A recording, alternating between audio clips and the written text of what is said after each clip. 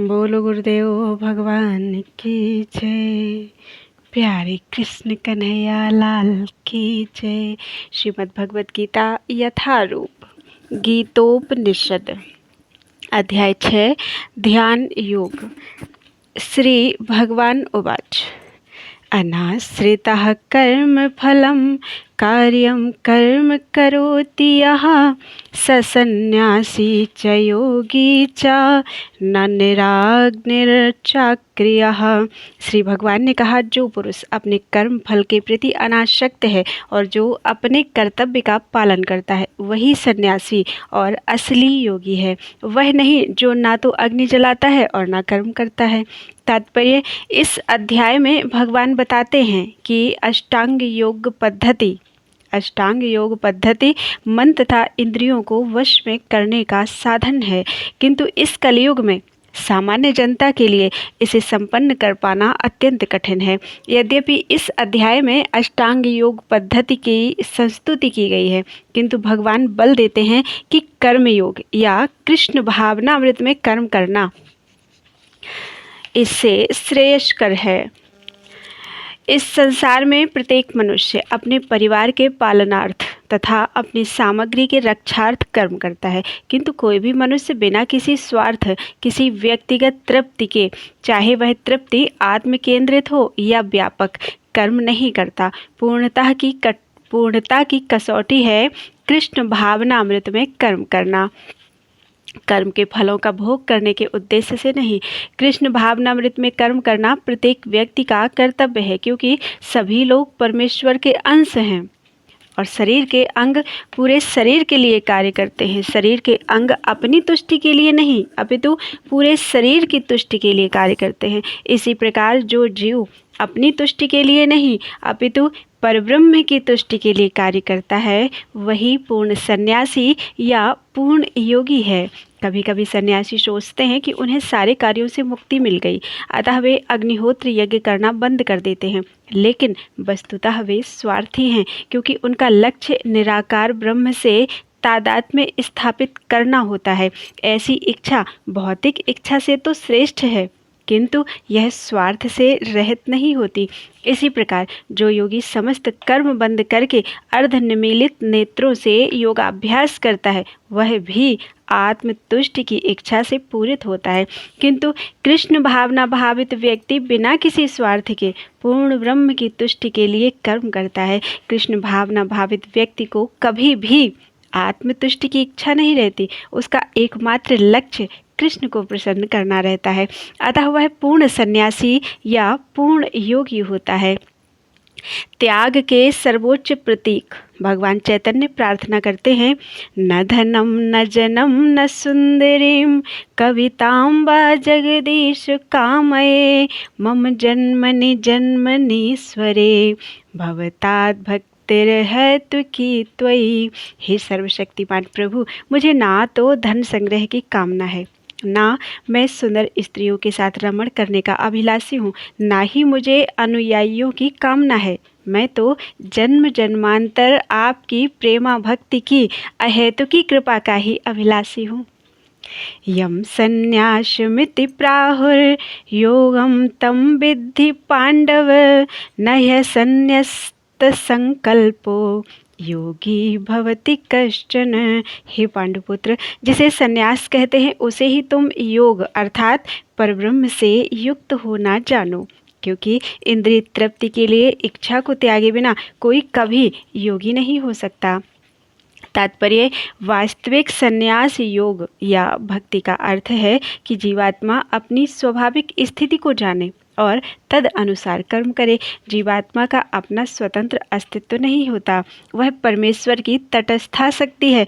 जब वह माया के वशीभूत होता है तो वह बद्ध हो जाता है, किंतु जब वह कृष्ण भावना भावित रहता है अर्थात आध्यात्मिक शक्ति में सजग रहता है तो वह अपनी सहज स्थिति में होता है। इस प्रकार जब मनुष्य पूर्ण ज्ञान में होता है तो वह समस्त इंद्रिय तृप्ति को त्याग देता है, अर्थात समस्त इंद्रिय तृप्ति के कार्यकलापों का परित्याग कर देता है। इसका अभ्यास योगी करते हैं जो इंद्रियों को भौतिक आसक्ति से रोकते हैं, किंतु कृष्ण भावना भावित व्यक्ति को तो ऐसी किसी भी वस्तु में अपनी इंद्रिय लगाने का अवसर ही नहीं मिलता जो कृष्ण के निमित्त ना हो। फलतः कृष्ण भावना भावित व्यक्ति सन्यासी तथा योगी साथ साथ होता है। ज्ञान तथा इंद्रिय निग्रह योग के ये दोनों प्रयोजन कृष्ण भावनामृत द्वारा स्वतः पूरे हो जाते हैं। यदि मनुष्य स्वार्थ का त्याग नहीं कर पाता तो ज्ञान तथा योग व्यर्थ रहते हैं। जीवात्मा का मुख्य ध्येय तो समस्त प्रकार की आत्म तृप्ति को त्याग कर परमेश्वर की तुष्टि करने के लिए तैयार रहना है। कृष्ण भावना भावित व्यक्ति में किसी प्रकार की आत्म तृप्ति की इच्छा नहीं रहती। वह सदैव परमेश्वर की प्रसन्नता में लगा रहता है। अतः जिसे परमेश्वर के विषय में कुछ भी पता नहीं होता वही स्वार्थ पूर्ति में लगा रहता है, क्योंकि कोई कभी निष्क्रिय नहीं रह सकता। कृष्ण भावनामृत का अभ्यास करने से सारे कार्य सुचारू रूप से संपन्न हो जाते हैं। आरुरुक्षोर्मुने योगं कर्म कारणमुच्यते योगारूढ़स्य तस्यैव समः कारणमुच्यते। अष्टांग योग के 9 साधक के लिए कर्म साधन कहलाता है और योग सिद्ध पुरुष के लिए समस्त भौतिक कार्यकलापों का परित्याग ही साधन कहा जाता है। तात्पर्य परमेश्वर से युक्त होने की विधि योग कहलाती है। इसकी तुलना उस सीढ़ी से की जा सकती है जिससे सर्वोच्च आध्यात्मिक सिद्धि प्राप्त की जाती है। यह सीढ़ी जीव की अधम अवस्था से प्रारंभ होकर आध्यात्मिक जीवन के पूर्ण आत्म साक्षात्कार तक जाती है। विभिन्न चढ़ावों के अनुसार इस सीढ़ी के विभिन्न भाग भिन्न भिन्न नामों से जाने जाते हैं, किंतु कुल मिलाकर यह पूरी सीढ़ी योग कहलाती है और इसे 3 भागों में विभाजित किया जाता है। नंबर 1 ज्ञान योग, नंबर 2 ध्यान योग, नंबर 3 भक्ति योग। सीढ़ी के प्रारंभिक भाग को योगारूढ़ अवस्था, अंतिम भाग को योगारूढ़ कहा जाता है। जहाँ तक अष्टांग योग का संबंध है, विभिन्न यम नियमों तथा आसनों जो प्रायः शारीरिक मुद्राएं ही हैं के द्वारा ध्यान में प्रविष्ट होने के लिए आरंभिक प्रयासों को सकाम कर्म माना जाता है। ऐसे कर्मों से पूर्ण मानसिक संतुलन प्राप्त होता है जिससे इंद्रियां वश में होती हैं। जब मनुष्य पूर्ण ध्यान में सिद्धस्थ हो जाता है तो विचलित करने वाले समस्त मानसिक कार्य बंद हुए माने जाते हैं। किंतु कृष्ण भावना भावित व्यक्ति प्रारंभ से ही ध्यानावस्थित रहता है, क्योंकि वह निरंतर कृष्ण का चिंतन करता है। इस प्रकार कृष्ण की सेवा में सतत व्यस्त रहने के कारण उसके सारे भौतिक कार्यकलाप बंद हुए माने जाते हैं। यदा हिनेन्द्रियार्थेषु न कर्मष्वनुसज्जते सर्वसंकल्प सन्यासी योगारूढ़स्तदोच्यते। जब कोई पुरुष समस्त भौतिक इच्छाओं का त्याग करके ना तो इंद्रिय तृप्ति के लिए कार्य करता है और ना सकाम कर्मों में प्रवृत्त होता है तो वह योगारूढ़ कहलाता है। तात्पर्य जब मनुष्य भगवान की दिव्य प्रेम भक्ति में पूरी तरह लगा रहता है तो वह अपने आप में प्रसन्न रहता है और इस तरह वह इंद्रिय तृप्ति या सकाम कर्म में प्रवृत्त नहीं होता। अन्यथा इंद्रिय तृप्ति में लगना ही पड़ता है, क्योंकि कर्म किए बिना कोई रह नहीं सकता। बिना कृष्ण भावनामृत के मनुष्य सदैव स्वार्थ में तत्पर रहता है, किंतु कृष्ण भावना भावित व्यक्ति कृष्ण की प्रसन्नता के लिए ही सब कुछ करता है। फलतः वह इंद्रिय तृप्ति से पूरी तरह विरक्त रहता है। जिसे ऐसी अनुभूति प्राप्त नहीं है उसे चाहिए कि भौतिक इच्छाओं से बचे रहने का वह यंत्रवत प्रयास करे, तभी वह योग की सीढ़ी से ऊपर पहुंच सकता है। उद्धरेदात्मनात्मानं नात्मानं वशादयेत् आत्मैव ह्यात्मनो बन्धुर् आत्मैव रिपुरात्मनः। मनुष्य को चाहिए कि अपने मन की सहायता से अपना उद्धार करे और अपने को नीचे ना गिरने दे। यह मन बद्ध जीव का मित्र भी है और शत्रु भी। तात्पर्य प्रसंग के अनुसार आत्मा शब्द का अर्थ शरीर, मन तथा आत्मा होता है। योग पद्धति में मन तथा आत्मा का विशेष महत्व है, चूँकि मन ही योग पद्धति का केंद्र बिंदु है। अतः इस प्रसंग में आत्मा का तात्पर्य मन होता है। योग पद्धति का उद्देश्य मन को रोकना तथा इंद्रिय विषयों के प्रति आसक्ति से उसे हटाना है। यहाँ पर इस बात पर बल दिया गया है कि मन को इस प्रकार प्रशिक्षित किया जाए कि वह बद्ध जीव को अज्ञान के दलदल से निकाल सके। इस जगत में मनुष्य मन तथा इंद्रियों के द्वारा प्रभावित होता है। वास्तव में शुद्ध आत्मा इस संसार में इसीलिए फंसा हुआ है क्योंकि मन मिथ्या अहंकार में लगकर प्रकृति के ऊपर प्रभुत्व जताना चाहता है। अतः मन को इस प्रकार प्रशिक्षित करना चाहिए कि वह प्रकृति की तड़क भड़क से आकृष्ट न हो और इस तरह बद्ध जीव की रक्षा की जा सके। मनुष्य को इंद्रिय विषयों में आकृष्ट होकर अपने को पतित नहीं करना चाहिए। जो जितना ही इंद्रिय विषयों के प्रति आकृष्ट होता है वह उतना ही संसार में फंसता जाता है। जो जितना ही इंद्रिय विषयों के प्रति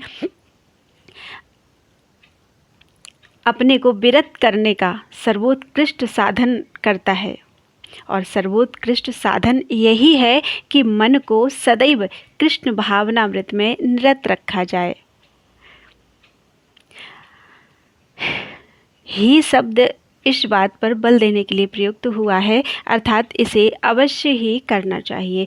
अमृत बिंदु उपनिषद में कहा गया है, मन एव मनुष्याणां कारणं बंध मोक्षयोः बंधाय विषयासंगो मुक्त्यै निर्विषयं मनः।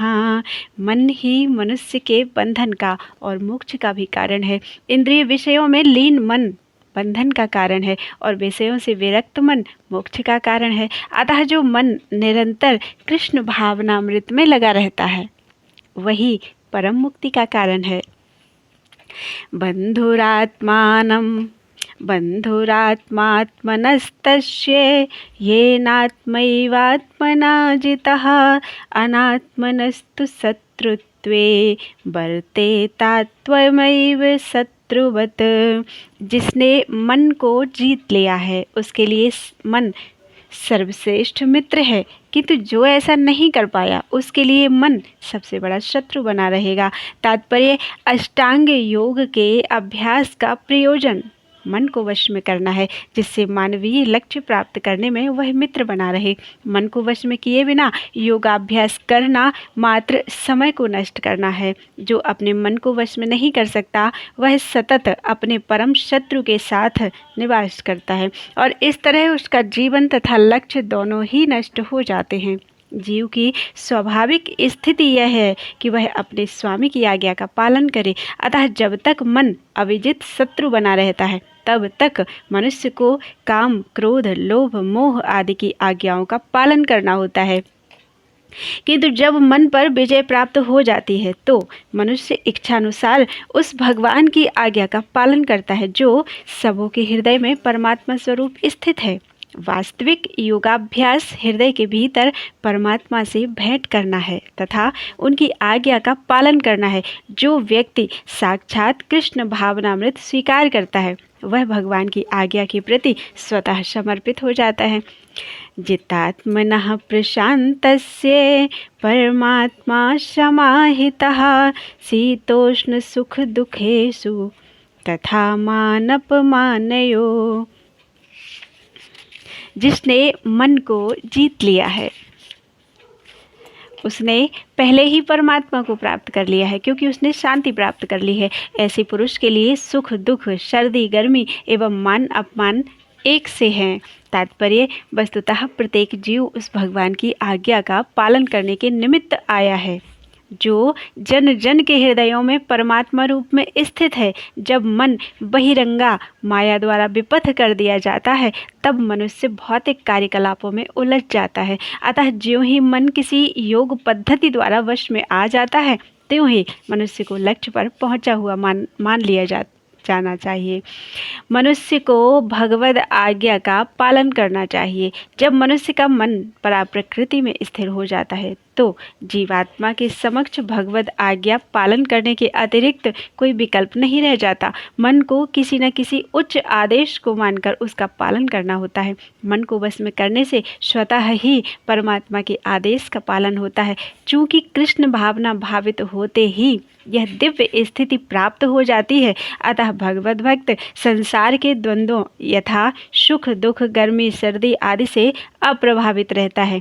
यह अवस्था व्यवहारिक समाधि या परमात्मा में तल्लीनता है। ज्ञान विज्ञान तृप्तात्मा कूटस्थो विजितेन्द्रियः युक्त इति उच्यते योगी समलोष्ट्रासम कांचनः। वह व्यक्ति आत्म साक्षात्कार को प्राप्त तथा योगी कहलाता है, जो अपने अर्जित ज्ञान तथा अनुभूति से पूर्णतया संतुष्ट रहता है। ऐसा व्यक्ति अध्यात्म को प्राप्त तथा जितेंद्रिय कहलाता है। वह सभी वस्तुओं को, चाहे वे कंकड़ हों, पत्थर हों या कि सोना, एक समान देखता है। तात्पर्य, परम सत्य की अनुभूति के बिना कोरा ज्ञान व्यर्थ होता है। भक्ति रसामृत सिंधु में कहा गया है, अतः श्री कृष्ण नामादि न भवेद ग्राह्यम इंद्रियैः सेवोन्मुखे ही जिह्वादौ स्वयमेव स्फुरत्यदः। कोई भी व्यक्ति अपनी दूषित इंद्रियों के द्वारा श्री कृष्ण के नाम रूप गुण तथा उनकी लीलाओं की दिव्य प्रकृति को नहीं समझ सकता। भगवान की दिव्य सेवा से पूरित होने पर ही कोई उनके दिव्य नाम रूप गुण तथा लीलाओं को समझ सकता है। यह भगवत गीता कृष्ण भावना अमृत का विज्ञान है। मात्र संसारी विद्वता से कोई कृष्ण भावना भावित नहीं हो सकता। उसे विशुद्ध चेतना वाले व्यक्ति का सानिध्य प्राप्त होने का सौभाग्य मिलना चाहिए। कृष्ण भावना भावित व्यक्ति को भगवत कृपा से ज्ञान की अनुभूति होती है, क्योंकि वह विशुद्ध भक्ति से तुष्ट रहता है। अनुभूत ज्ञान से वह पूर्ण बनता है। आध्यात्मिक ज्ञान से मनुष्य अपने संकल्पों में दृढ़ रह सकता है, किंतु मात्र शैक्षिक ज्ञान से वह बाह्य विरोधाभासों द्वारा मोहित और भ्रमित होता रहता है। केवल अनुभवी आत्मा ही आत्मसंयमी होता है, क्योंकि वह कृष्ण की शरण में जा चुका होता है। वह दिव्य होता है, क्योंकि उसे संसारी विद्वता से कुछ लेना देना नहीं रहता। उसके लिए संसारी विद्वता तथा मनोधर्म जो अन्य के लिए स्वर्ण के समान उत्तम होते हैं, उसके लिए कंकड़ों या पत्थरों से अधिक नहीं होते। सुहृन्मित्रार्युदासीनं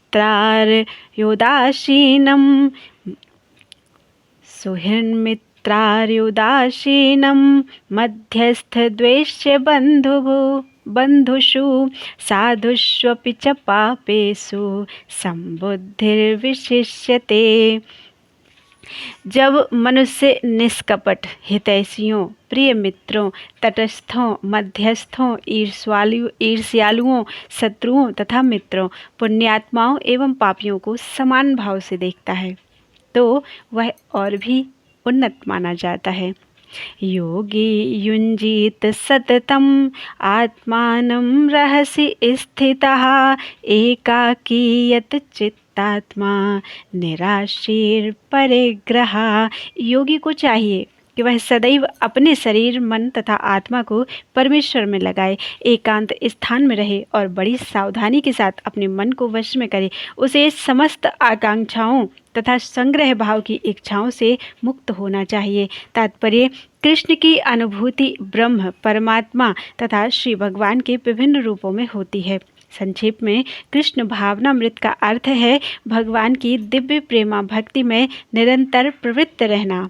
किंतु जो लोग निराकार ब्रह्म अथवा अंतर्यामी परमात्मा के प्रति आसक्त हैं, वे भी आंशिक रूप से कृष्ण भावना भावित हैं, क्योंकि निराकार ब्रह्म कृष्ण की आध्यात्मिक किरण है और परमात्मा कृष्ण का सर्वव्यापी आंशिक विस्तार है। इस प्रकार निर्विशेषवादी तथा ध्यान योगी भी अपरोक्ष रूप से कृष्ण भावना भावित होते हैं। प्रत्यक्ष कृष्ण भावना भावित व्यक्ति सर्वोच्च योगी होता है, क्योंकि ऐसा भक्त जानता है कि ब्रह्म और परमात्मा क्या है। उसका परम सत्य विषयक ज्ञान पूर्ण होता है, जबकि निर्विशेषवादी तथा ध्यान योगी अपूर्ण रूप में कृष्ण भावना भावित होते हैं। इतने पर भी इन सबों को अपने अपने कार्यों में निरंतर लगे रहने का आदेश दिया जाता है। जिससे वे देर सवेर परम सिद्धि प्राप्त कर सके। योगी का पहला कर्तव्य है कि वह कृष्ण पर अपना ध्यान सदैव एकाग्र रखे। उसे सदैव कृष्ण का चिंतन करना चाहिए और एक क्षण के लिए भी उन्हें नहीं भुलाना चाहिए। परमेश्वर में मन की एकाग्रता ही समाधि कहलाती है। मन को एकाग्र करने के लिए सदैव एकांतवास करना चाहिए और बाहरी उपद्रवों से बचना चाहिए। योगी को चाहिए कि वह अनुकूल परिस्थितियों को ग्रहण करे और प्रतिकूल परिस्थितियों को त्याग दे, जिससे उसकी अनुभूति पर कोई प्रभाव ना पड़े। पूर्ण संकल्प कर लेने पर उसे उन व्यर्थ की वस्तुओं के पीछे नहीं पड़ना चाहिए जो परिग्रह भाव में उसे फंसा ले।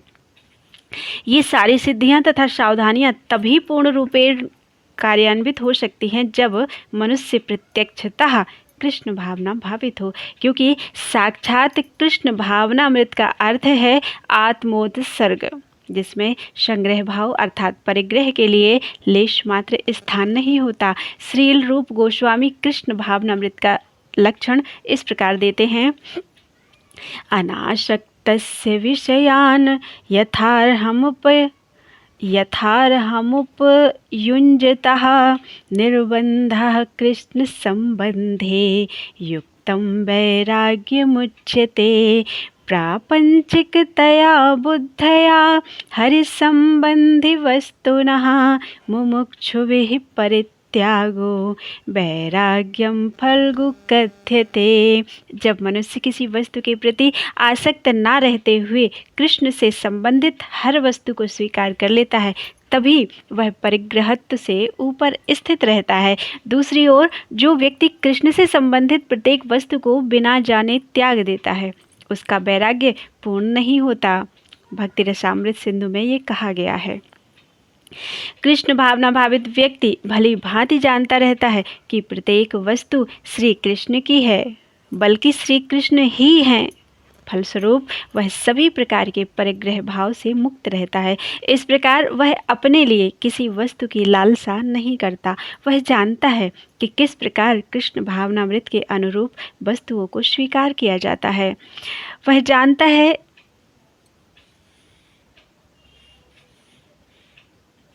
और कृष्ण भावनामृत के प्रतिकूल वस्तुओं का परित्याग कर दिया जाता है। वह सदैव भौतिक वस्तुओं से दूर रहता है, क्योंकि वह दिव्य होता है और कृष्ण भावनामृत से रहित व्यक्तियों से किसी प्रकार का सरोकार ना रखने के कारण सदा अकेला रहता है। अतः कृष्ण भावनामृत में रहने वाला व्यक्ति पूर्ण योगी होता है। बोलो वृंदावन बिहारी लाल की जय।